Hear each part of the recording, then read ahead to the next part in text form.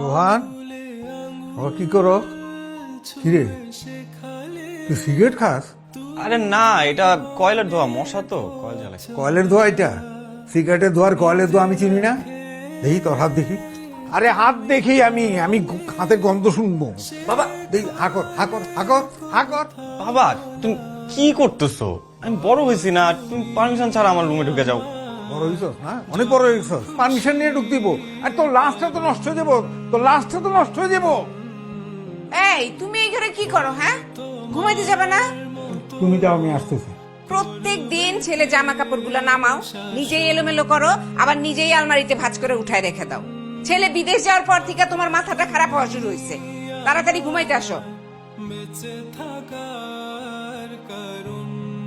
শিমুল খুব যন্ত্রণা করতেছে, খুব বদমাইশ হয়েছে।